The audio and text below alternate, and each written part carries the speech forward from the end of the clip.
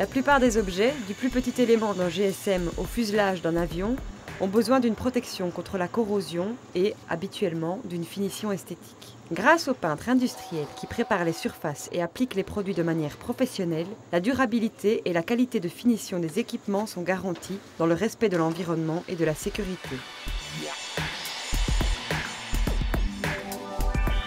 Le centre de compétences Pigment propose des parcours de formation allant de quelques jours à 14 semaines, suivant qu'ils concernent un module spécifique ou qu'ils préparent au métier de peintre industriel polyvalent. Les formations sont accessibles aux demandeurs d'emploi, aux travailleurs d'entreprise et au monde de l'enseignement. Chaque pièce va connaître une transformation totale, étape par étape, du traitement de la surface jusqu'à l'application d'une ou plusieurs couches de peinture. La surface, qu'elle soit en métal, acier ou aluminium, en bois ou encore en matériaux composites, doit être préparée pour permettre l'adhérence de la couche de protection, qui est ensuite recouverte d'une couche de finition. L'étape de préparation du support peut représenter jusqu'à 85% du travail du peintre industriel. Ici, on ponce, on dérouille, on décape chimiquement ou on projette des abrasifs. Donc j'ai décapé cette pièce dans une cabine de grenaillage. Cette technique, c'est un traitement mécanique par impact. La pression du grenaillage sort à 8 bars et cette technique est utilisée pour créer une rugosité sur la pièce et permettre une meilleure accroche de la couche de protection. C'est-à-dire qu'on va utiliser plusieurs composants. D'abord, on va se protéger de l'impact, ensuite du bruit et de la poussière. Donc on va mettre un masque à poussière, on va mettre des lunettes, on va mettre un scaphandre, un pantalon en jute, ainsi que des gants. Tous ces composants font qu'on sera protégé intégralement contre la grenailleuse, qui envoie quand même des impacts à 720 km/h sur la surface. Et sans tous ces composants de sécurité pour nous, il serait impossible de faire ce métier. Une fois la surface préparée, on passe à l'étape 2, la protection. Dans la plupart des cas, on applique une couche de peinture primaire. Une autre technique consiste à projeter sur une pièce métallique un autre métal en fusion. C'est ce qu'on appelle la métallisation.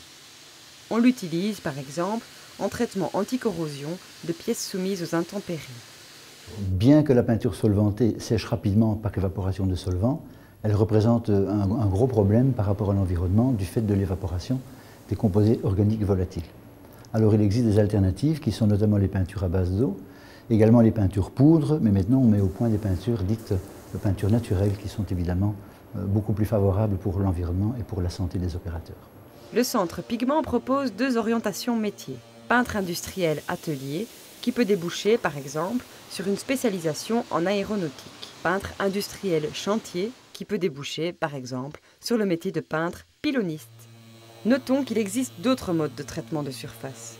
Le centre de compétences Pigment propose aussi des initiations en galvanoplastie, procédé dans lequel les supports en acier et en aluminium sont traités dans des bains chimiques et électrolytiques successifs. Je l'ai choisi en fait parce que j'aimerais bien me lancer dans l'aéronautique.